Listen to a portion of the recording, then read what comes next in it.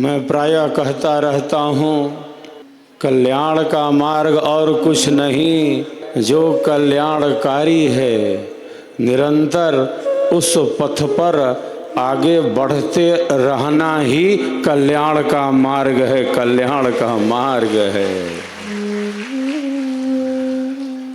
कि कल्याण के मार्ग पर चलता रहे, सेवा के मार्ग में आगे बढ़ता रहे, सत्संग के मार्ग पर आगे बढ़ता रहे, साधना से पीछे ना हटे।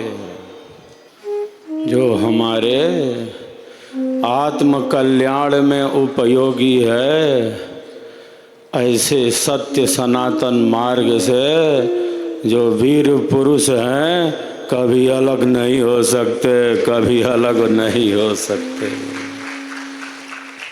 वर्ण कर लिया, वर्ण कर लिया तो कर लिया, अपना बना लिया तो बना लिया। कन्या अपने पति का वर्ण करती है, पति को स्वीकार करती है, स्वयं को ही समर्पित कर देती है।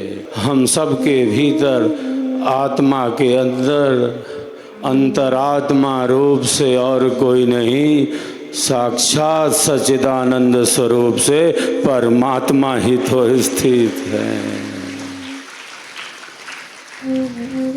वर्ण कर लिया प्रभु, और जब वर्ण कर लिया तो कर लिया, अब पीछे नहीं लौट सकते। अब तो आत्म कल्याण के मार्ग में आगे ही बढ़ते जाएंगे, आगे ही बढ़ते जाएंगे। सेवा, सत्संग और साधना की त्रिवेणी है।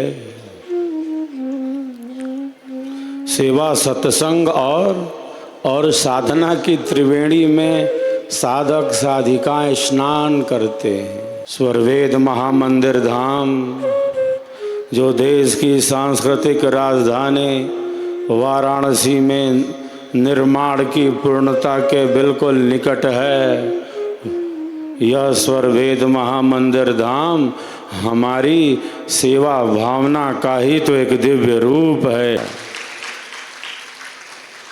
सेवा से केवल आत्म कल्याण होता हो, मात्र इतना ही नहीं है कि सेवा से आत्म कल्याण होता हो। सेवा से आत्म कल्याण तो होता ही है, किंतु प्यारे साधकों साधिकाओं, सेवा से केवल आत्म कल्याण ही नहीं, सेवा से तो जगत का कल्याण होता है, दुनिया का कल्याण होता है।